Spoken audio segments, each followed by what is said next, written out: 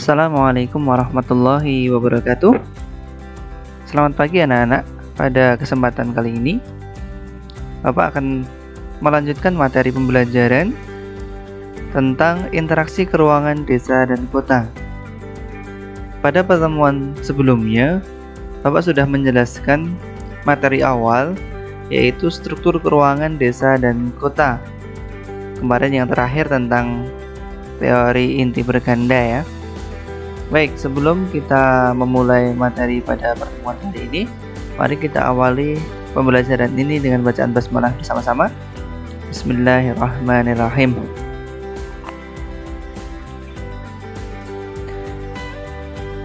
Baik, bisa dilihat di dalam layar. Ini akan melanjutkan materi subbab yang kedua, yaitu pola dan faktor-faktor interaksi desa dan kota. Ya, yang pertama kita kembali membahas tentang pengertian interaksi, yaitu artinya hubungan timbal balik yang saling mempengaruhi antara dua wilayah atau lebih yang dapat menimbulkan gejala, kenampakan, atau permasalahan baru. Kata kunci dari pengertian interaksi itu adalah yang pertama ada hubungan timbal balik antara dua wilayah. Hubungan ya. Yang kedua adalah pergerakan. Ada arus pergerakan manusia, gagasan, info. Yang ketiga, dari hubungan itu timbul gejala baru atau permasalahan baru, baik positif ataupun negatif. Contohnya adalah urbanisasi, ruralisasi. Ruralisasi itu perpindahan kembali ke desa, kawin campur ya, antar suku gitu ya, pernikahan antar suku bisa. Mari kita lanjutkan. Pola interaksi keruangan desa kota. Jadi di dalam interaksi keruangan desa kota itu membentuk suatu pola. Nah, pola itu dipengaruhi oleh apa?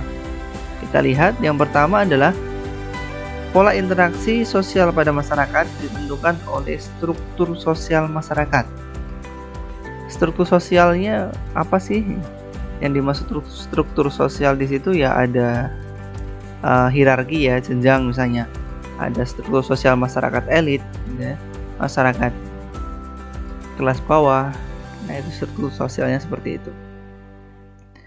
Yang kedua, pola interaksi masyarakat perdesaan adalah prinsip kerukunan dasarnya. Sedangkan masyarakat perkotaan lebih ke motif ekonomi, politik, pendidikan, dan kadang hierarki itu bertingkat. Nah, ini kaitannya dengan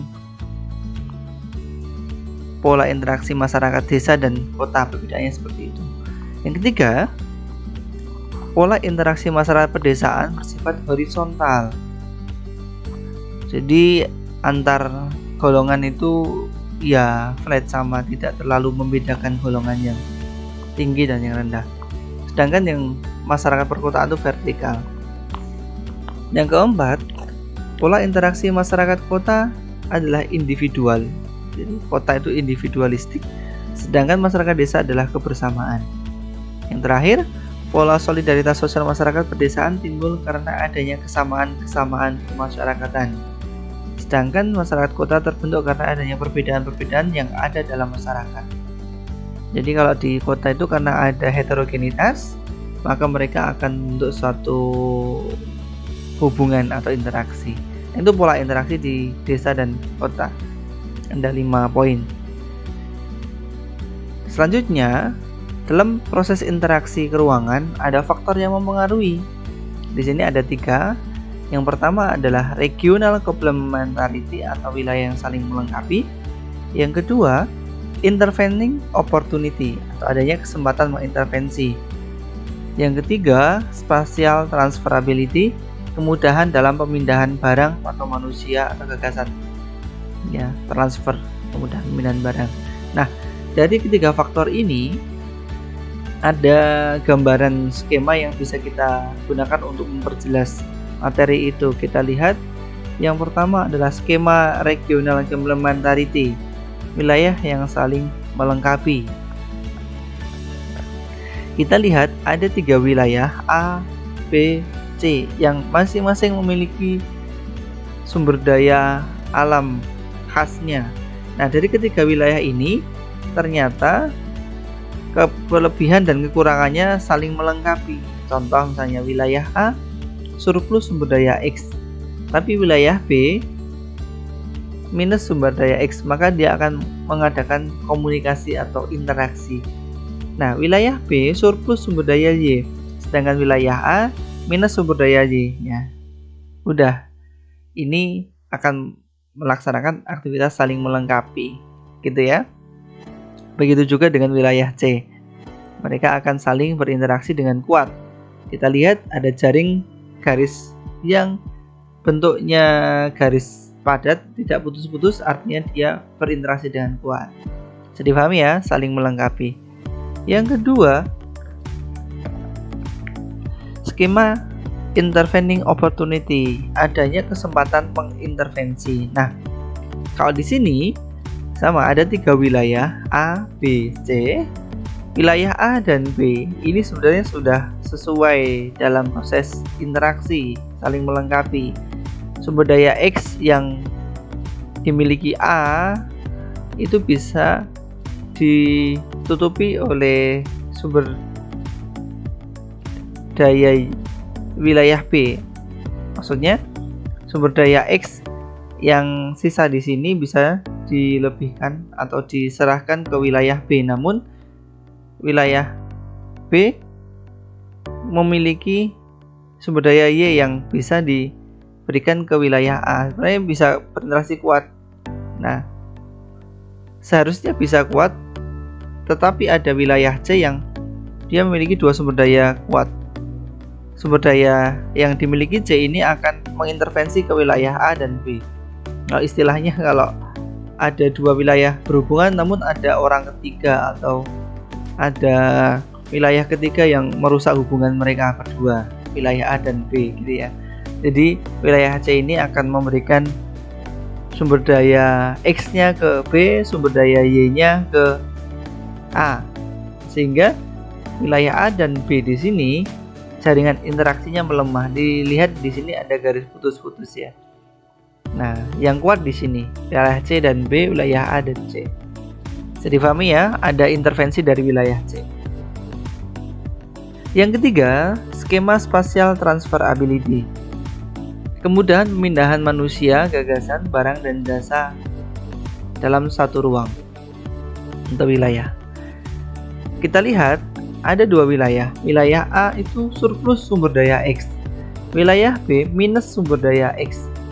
Seharusnya mereka berdua wilayah ini mengadakan interaksi yang kuat.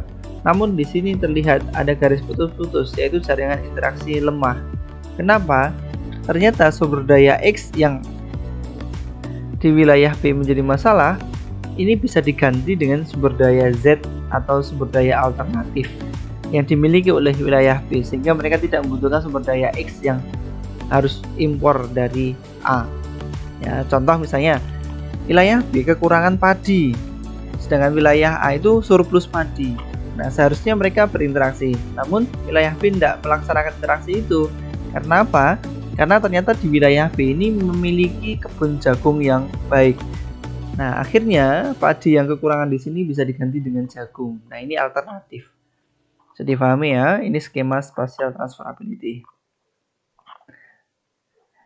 Selanjutnya, dalam proses interaksi ini antara desa dan kota ada jalur, yaitu zona interaksi desa kota. Jadi dari pusat kota sampai pinggiran ini ada nama-nama area yang dalam proses perubahan dari kota ke desa ini ada nama-namanya. Kita lihat. Pusat namanya city, udah jelas ini kota. Nah, setelah kota di pinggiran namanya suburban, yaitu sub daerah perkotaan. Lanjut ada suburban fring, itu jalur tepi sub daerah. Lanjut lagi ada urban fring, jalur tepi daerah perkotaan paling luar. Baru masuk ke rural urban fring, yaitu jalur batas desa kota. Ini batas di sini. Yang terakhir rural. Nah, bahasa lain desa itu adalah rural. Rural itu adalah pedesaan. Nah, proses area atau zona-zona di luar kota dan masuk sampai desa itu seperti ini. Ada city, suburban, suburban ring, urban ring, rural, urban ring sampai rural. Perlu dipahami ya. Ini adalah zona interaksi desa kota, zonanya dari pusat sampai ke pedesaan. Oke, subbab yang kedua selesai. Kita lanjut ke subbab yang ketiga, yaitu usaha pemerataan pembangunan di desa dan di kota. Perlu kalian pahami bahwa proses pembangunan di Indonesia ini rata-rata masih tertumpu di wilayah-wilayah perkotaan atau wilayah-wilayah yang dekat dengan pusat industri atau pusat pemerintahan. Nah, ketika suatu kota melaksanakan aktivitas pembangunan dengan kuat, mereka akan menarik sumber daya lain yang ada di pedesaan. Contoh, manusia itu sumber tenaga kerja yang di daerah dia akan ditarik ke kota. Sumber daya alam di daerah diambil ke kota. Maka terjadi ketimpangan atau ketidakserasian antara desa dan kota. Desa semakin terpuruk karena sumber daya alam dan sumber daya manusia yang ditarik, dengan kota dia akan berkembang besar. Nah, maka perlu usaha pemerataan pembangunan agar tidak terjadi masalah-masalah yang kompleks. Nah, bagaimana caranya? Kita lihat ada 9 usaha pemerataan pembangunan di desa dan kota. Yang pertama adalah percepatan pembangunan secara optimal, yaitu mendorong percepatan pembangunan dan pertumbuhan wilayah-wilayah strategis. Misalnya, ada sebuah daerah yang sebenarnya sangat potensial untuk dijadikan objek pariwisata. Nah, infrastruktur daerah tersebutlah yang harus dipercepat pembangunannya. Kita lihat, jadi percepatan ini bisa mengurangi ketimpangan. Jadi ketika ada daerah yang dia sebenarnya potensial, perlu segera untuk disupport untuk bisa dibangun secara optimal. Yang pertama itu. Yang kedua, fokus pengembangan wilayah tertinggal dan terpencil. Jadi pemerataan itu penting. Pembangunan di daerah terpencil atau peningkatan kualitas daerah terpencil itu menjadi salah satu prioritas untuk pemerataan pembangunan. Meningkatkan keberpihakan pemerintah untuk mengembangkan wilayah tertinggal dan terpencil, yaitu dengan salah satunya adalah mengirim guru-guru muda untuk mengajari di daerah tertinggal dan terpencil. Ini sudah dilakukan, yaitu di beberapa kampus-kampus yang bekerja sama dengan pemerintah, yaitu SM3T ya, sekolah mengajar di daerah tertinggal, terjauh dan terpencil. Kalau nggak salah seperti itu. Jadi mereka mengajar di daerah-daerah misalnya di Papua, yang ujung di sana, terus ada di Sumatera, terus ada yang di Kalimantan dekat dengan Malaysia. Teman-teman Mbak Hanif berapa melaksanakan kegiatan itu ya.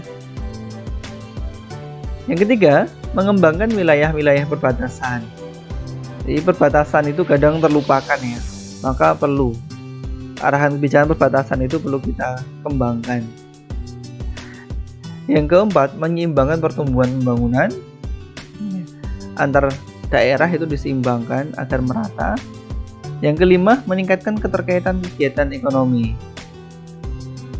Keterkaitan kegiatan ekonomi yang dimaksudnya adalah ekonomi yang ada di desa dan di kota itu kita sinkronisasi sehingga saling terkait, akhirnya akan membentuk hubungan yang baik dan di desa dia akan berkembang terus ya, semakin berkembang menjadi sejahtera.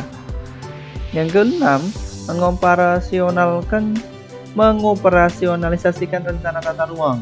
Artinya bahwa kita sudah punya tata ruang wilayah kabupaten, provinsi, dan nasional, itu perlu dikoordinasikan dan disinkronisasi agar pembangunan itu bisa selaras ya antar sektor dan antar wilayah gitu.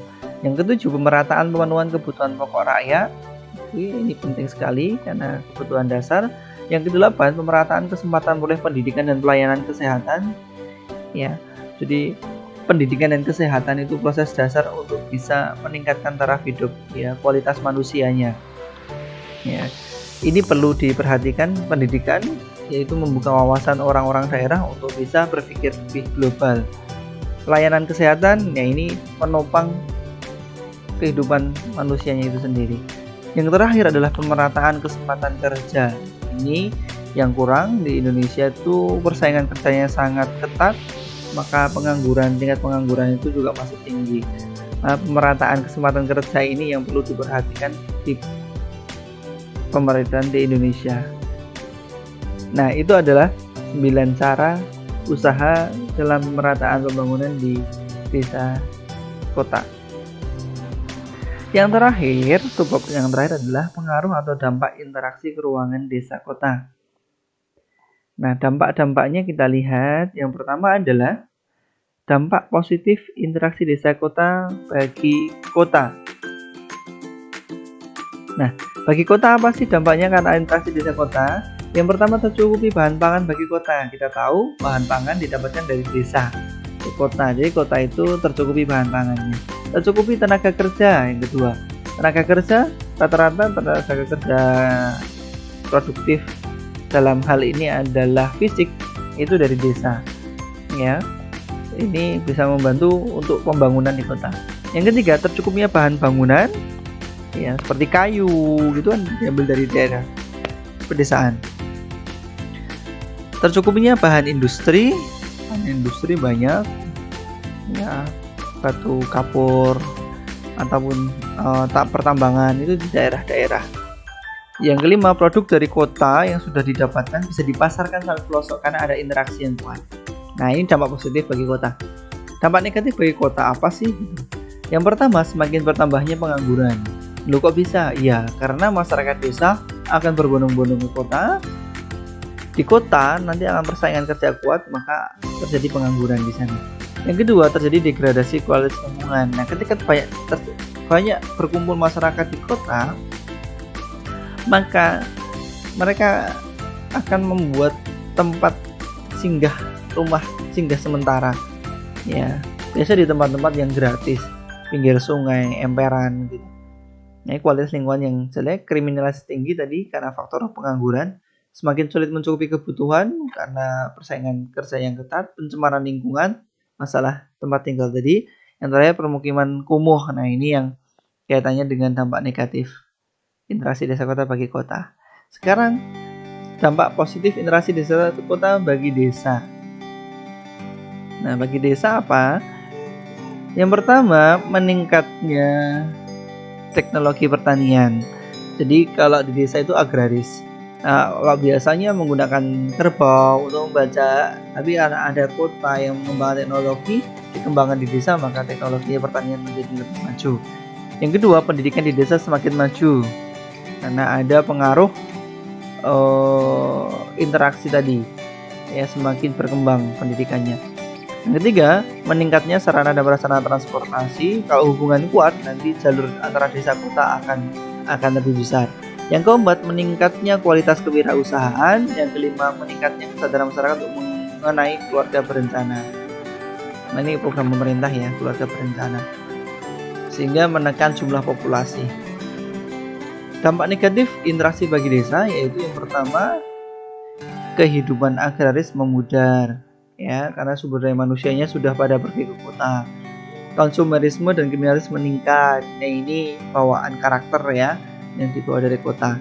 Perubahan tata guna lahan, yang sawah-sawah senantiasa sebenarnya bisa digunakan untuk meningkatkan pertaniannya, namun karena kekurangan tenaga kerja dan orientasi masyarakat desa sudah berubah, gitu kan, maka ini tata guna lahan ya, sawah bisa berubah menjadi hal lain atau perumahan atau pertokoan. Bahan pangan berkurang, itu efek dari tata guna lahan tadi ya, lahan pertanian kurang. Pencemaran lingkungan meningkat, bisa ini ya, karena menggunakan traktor ya. Biasanya kalau kerbau nggak apa-apa ya, tapi kalau traktor itu ya tumpahan minyaknya, tumpahan olinya, itu bisa juga pencemaran lingkungan. Tenaga produktif bidang pertanian berkurang, masyarakat desa yang muda-muda pada pergi ke kota. Nah, itu dampak negatifnya di desa. Nah, semua materi saya sudah tersampaikan tadi ya, itu rangkuman. Kalau mau lebih jelas membaca dari buku-buku, nanti bisa cari di sumber-sumber di internet banyak ya. Kalau nanti menginginkan itu bisa cari ya. materi interaksi keruangan desa kota, nanti ada modul-modul yang bisa didapatkan di sana. Allah Subhanahu wa Ta'ala telah menciptakan manusia hidup dengan susunan yang kompleks, mulai dari molekul sel, jaringan, organ, sistem, hingga menjadi organisme. Semuanya bekerja sama dengan baik hingga tercipta keselarasan dan keselarasan dalam hidup luar biasa. Maka kita selaraskan hidup kita sehingga menjadi pribadi yang bermanfaat. Kata pertama pada ayat Al-Quran yang pertama kali diturunkan adalah Iqra, yang berarti bacalah. Maka